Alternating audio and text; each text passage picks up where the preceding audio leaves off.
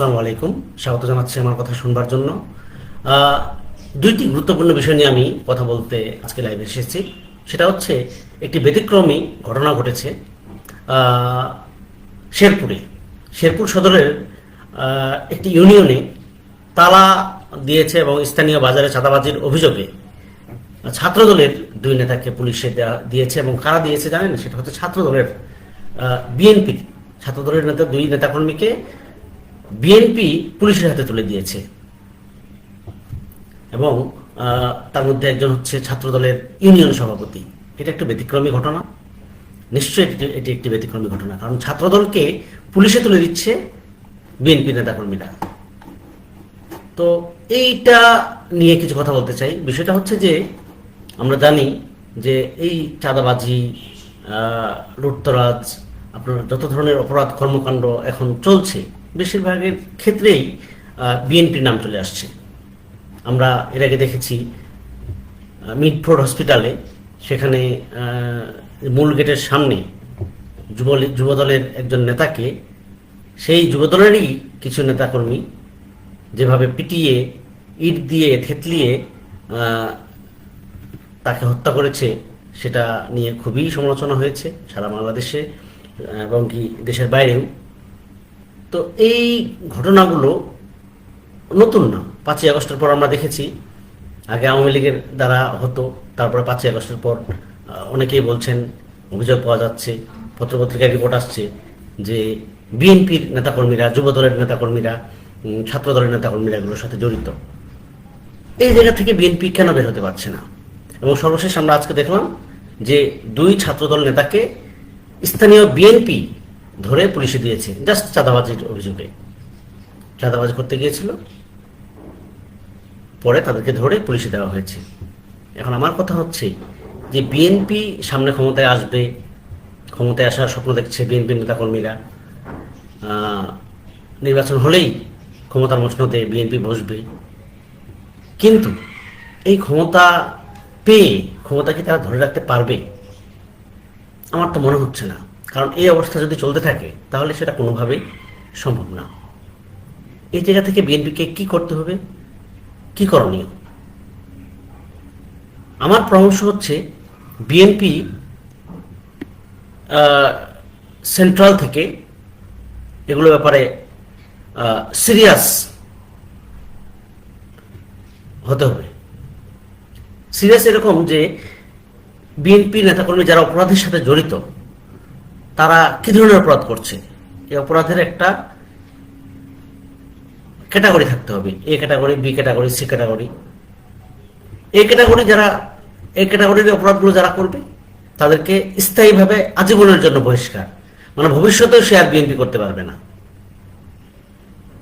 এরকম যদি দু একটা এক্সাম্পল আসে, বিএনপি যদি এক্সাম্পল দেখাতে পারে, তাহলে কিন্তু অপরাধ প্রবণতা কমে যাবে, চাঁদাবাজি কমে যাবে, যত ধরনের মাস্তানি কমে যাবে। টেম্পো স্ট্যান্ডও আর কেউ বলবে না যে টেম্পো স্ট্যান্ড দখলকারী, টেম্পো স্ট্যান্ড দল, এরকম কিছু বলবে না।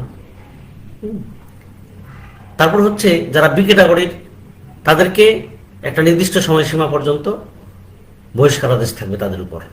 এর মাঝে তাদের বিরুদ্ধে যদি আরও নতুন কোনো অভিযোগ আসে, তখন স্বাভাবিকভাবেই তাকে আজীবনের জন্য বহিষ্কার করতে হবে। এদেরকে কিন্তু দলে করে নেওয়া যাবে না। আমাদের বাংলাদেশের প্রেক্ষাপটে, সেটা আওয়ামী লীগ বলেন, বিএনপি বলেন, বা অন্য যে কোনো দল বলেন, বহিষ্কার করে সাময়িক 1 মাস পর, 2 মাস পর, 5 মাস পর তাদেরকে আবার দলে ফিরিয়ে নেয়।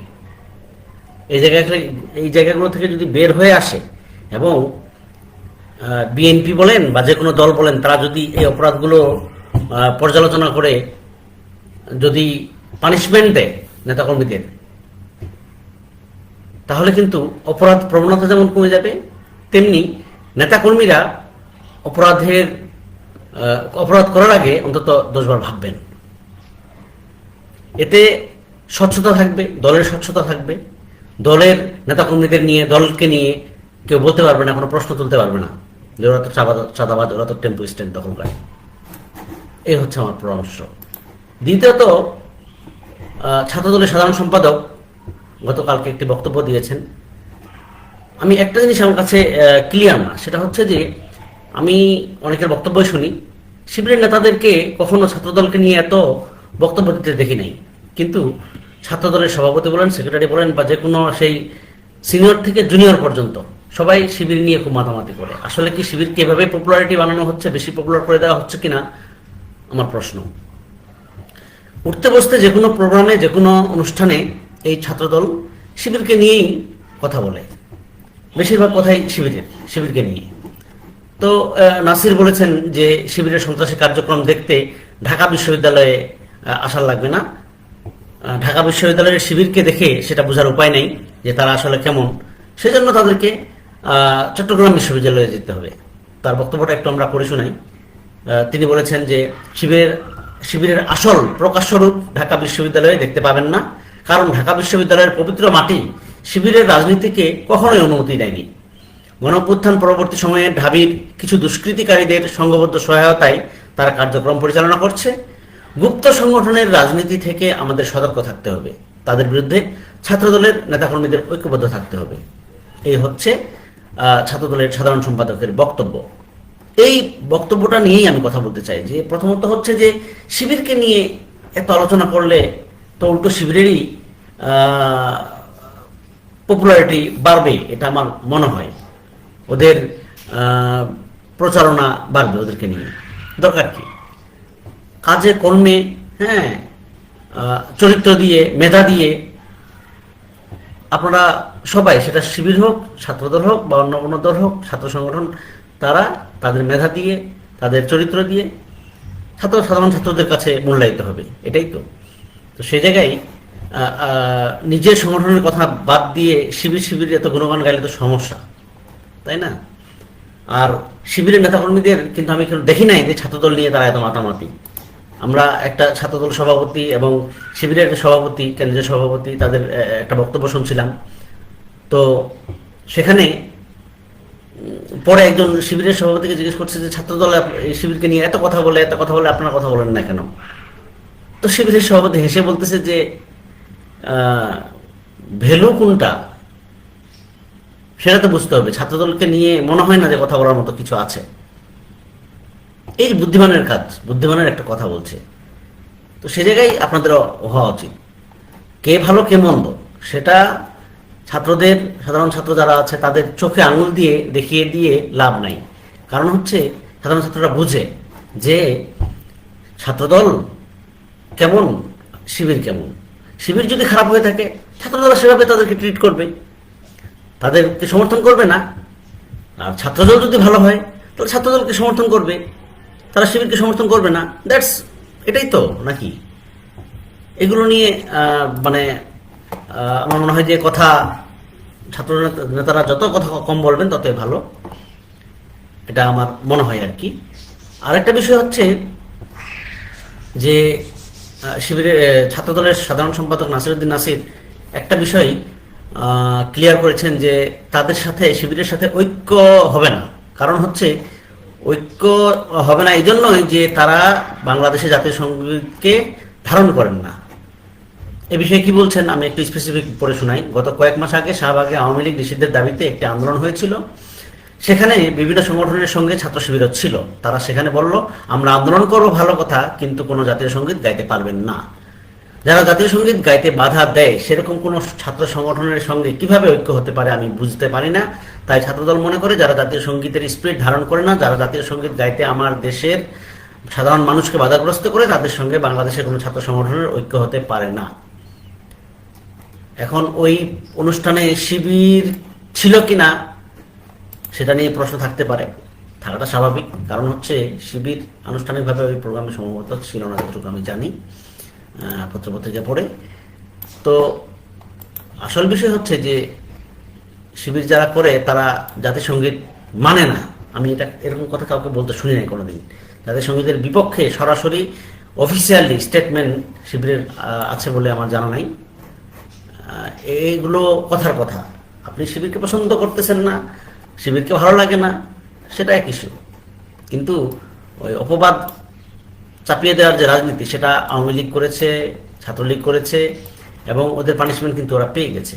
আপনি দেখেন একটা বিষয় যে বাংলাদেশে দীর্ঘ 15-16 বছর একটা দল নিষিদ্ধ, তাদেরকে কোনো তাদের তাদের হচ্ছে যে অফিসে তারা যেতে পারেনি, তাদের অফিস তালাবদ্ধ ছিল, তাদের কোনো নেতাকর্মী মাঠে ছিল না, লুকিয়ে লুকিয়ে থেকেছে, তাই না? সবচেয়ে নির্যাতন নিপীড়ন হয়েছে সেই তাদেরই উপর গত 15-16 বছর। এবং শেষে কি করেছে যে এই সংগঠনকে নিষিদ্ধ করেছে সরকার। নিষিদ্ধ করার 4-5 দিনের মাথায় আমরা কি দেখলাম? বাংলাদেশে একটা বড় ধরনের পরিবর্তন হয়ে গেল। সরকারের যারা ছিল তারা লুকিয়ে গেলেন এবং বিভিন্ন দেশে চলে গেলেন। শেখ হাসিনা নিজেই ভারতে পাড়ি জমালেন। এই তো, এটাই তো মানে লাস্ট রেজাল্ট। তো সেই জায়গায় আমি বলতে চাই যে এভাবে কাদা ছড়াছড়ি না করে ফ্যাসিবাদ বিরোধী যে ঐক্য, সে জায়গায় একসাথে থাকতে হবে সবাইকে। অলরেডি প্রধান উপদেষ্টা গত পরশুদিন রাতে আমরা দেখেছি যে তিনি প্রধান দলগুলোকে নিয়ে বৈঠক করেছেন এবং সেখানে সবাই একমত হয়েছেন যে ফ্যাসিস্ট দমনে, ফ্যাসিস্টের বিরুদ্ধে সবাইকে একসাথে থাকবো, আমরা সবাই একসাথে থাকবো, এরকম একটা আশ্বাস প্রধান উপদেষ্টাকে দিয়েছেন। কারণ আমরা দেখেছি মাইলস্টোনের যে ঘটনা, সেই ঘটনায় পরদিন আমরা কি দেখলাম যে আওয়ামী লীগ, স্বেচ্ছাসেবক লীগ, যুবলীগ, ছাত্রলীগ, এই যে নেতাকর্মীরা বিভিন্ন জায়গা থেকে এসে তারা সাধারণ ছাত্রদের সাথে মিশে সরকার বিরোধী যত ধরনের কর্মকাণ্ড আছে সেগুলো করেছে এবং কি ওপেনলি এটাও বলেছে যে আমরা প্রয়োজনে শেখ হাসিনাকে নিয়ে আসবো। তো স্বাভাবিকভাবে এই বিষয়গুলো বিব্রতকর। সব কিছু মিলিয়ে প্রধান উপদেষ্টা মনে করেছেন যে না, সবার সাথে কথা বলা দরকার, সেজন্যই হয়তো উনি ডেকেছেন, কথা বলেছেন এবং সবার কাছ থেকে এরকম আশ্বাস পেয়েছেন। তো সেই জায়গায় আমার মনে হয় যে সবাইকে একমত থাকতে হবে, একসাথে থাকতে হবে। ক্যাম্পাসগুলোর সব দল তো সমান না। ছাত্রদল যেমন যেরকম জনপ্রিয় শিবির হয়তো সেরকম জনপ্রিয় না। মানে একটা সময় আমরা দেখেছি সেই 2000 সালের সময় অনেকেই ঠিক মানে তাদের রাজনৈতিক কার্যক্রম ঠিকভাবে চালাতে পারতো না, কারণ প্রতিপক্ষ চালাতে দিত না। মানে ঘটনা, ছাত্রলীগ যেখানে সেখানে ছাত্রদল নাই, ছাত্রদল যেখানে সেখানে শিবির নাই, যেখানে ছাত্রলীগ সেখানে শিবির নাই, মানে বিষয়টা এরকম। তো থাকতে পারবে না, ছিল না, মানামানি হতো। তো সব এরকম ঘটনাগুলো যখন ঘটেছে, কিন্তু পট পরিবর্তন যেহেতু হয়েছে, আমরা সেদিন দেখলাম ঢাকা ইউনিভার্সিটিতে একদিকে ছাত্রদল মিছিল করছে, একদিকে শিবির মিছিল করছে। এই যে একটা সহাবস্থান, একটা সম্প্রীতির রাজনীতি, এটাই কিন্তু আসলে মানুষ চায়, সাধারণ ছাত্ররা চায়।